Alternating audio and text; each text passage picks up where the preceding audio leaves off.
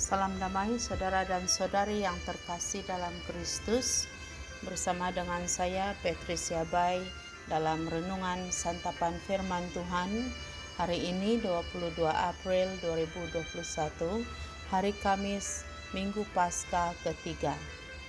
Renungan Injil hari ini diambil dari Injil Yohanes bab 6 ayat 44 hingga 51.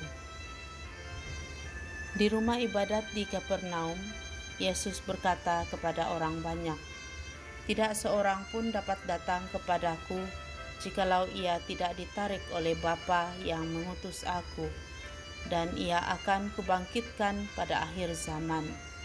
Ada tertulis dalam kitab nabi-nabi, dan mereka semua akan diajar oleh Allah. Dan setiap orang yang telah mendengar dan menerima pengajaran dari Bapa datang kepadaku.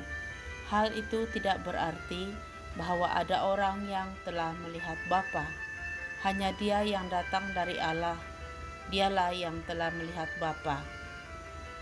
Aku berkata kepadamu, sesungguhnya barang siapa percaya, ia mempunyai hidup yang kekal. Akulah roti hidup. Nenek moyangmu telah makan mana di padang gurun, dan mereka telah mati. Inilah roti yang turun dari surga. Barang siapa makan daripadanya, ia tidak akan mati. Akulah roti hidup yang telah turun dari surga. Jikalau seorang makan dari roti ini, ia akan hidup selama-lamanya. Dan roti yang kuberikan itu ialah dagingku yang akan kuberikan untuk hidup dunia." Demikianlah Injil Tuhan. Terpujilah Kristus. Saudara dan saudari, pembacaan Injil pada hari ini menekankan tentang Yesus sebagai roti yang hidup. Melalui renungan hari ini, suka saya mengongsikan renungan yang ditulis oleh Father Yohanes Suratman dari Keuskupan Purwakerto, Indonesia. Katanya, selepas kebangkitannya dari kematian, Yesus tidak lagi berbicara mengenai roti sebagai sebuah kiasan, tapi mengenai roti yang sungguh-sungguh, yakni tubuhnya sendiri. Tubuhnya akan Ia berikan supaya kita hidup selama-lamanya. Tubuhnya yang akan Ia berikan ini menunjuk kepada kematiannya di Golgota. Sebab di Golgota itu Ia memberikan seluruh hidupnya sampai wafat.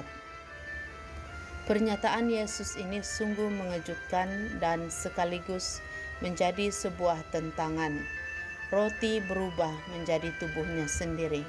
Sungguhkah kita percaya bahwa roti itu benar-benar tubuhnya sendiri? Setiap kali merayakan Ekaristi, kita menyaksikan mukjizat itu terjadi. Roti dan anggur yang kita persembahkan bersama persembahan diri kita berubah menjadi tubuh dan darah Kristus berkat daya kuasa Roh Kudus.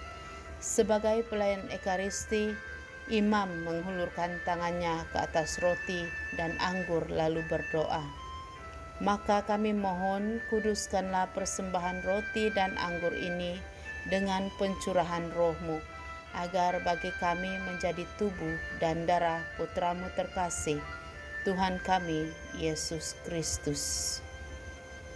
Jadi melalui Ekaristi, tubuh Kristus dihadirkan kembali dan kita boleh menyantapnya.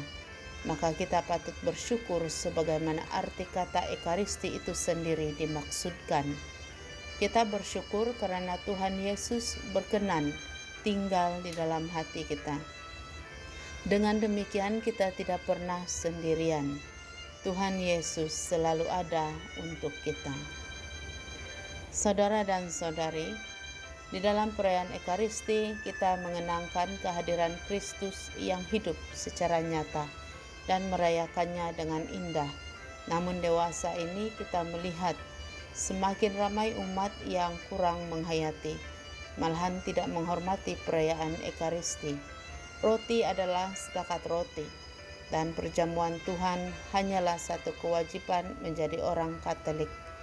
Maka dengan itu, melalui Injil hari ini, mari kita sama-sama sekali lagi memperbaharui iman dengan mengakui bahwa hanya melalui Yesus, Sang Roti Hidup, kita dapat mengalami kepenuhan dan hidup dalam kelimpahan belas kasihan-Nya. Marilah berdoa. Tuhan Yesus, Engkaulah roti yang hidup, yang memberi kami kekuatan dan peneguhan iman melalui Ekaristi. Terima kasih kerana melalui perjamuan kudus-Mu, kami menerima kepenuhan dan keselamatan. Bantu kami untuk terus hidup dalam naungan kasih-Mu, berkat tubuh dan darah-Mu yang menjadi santapan rohani kami.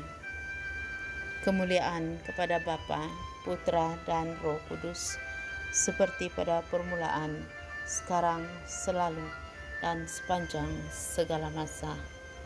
Amin.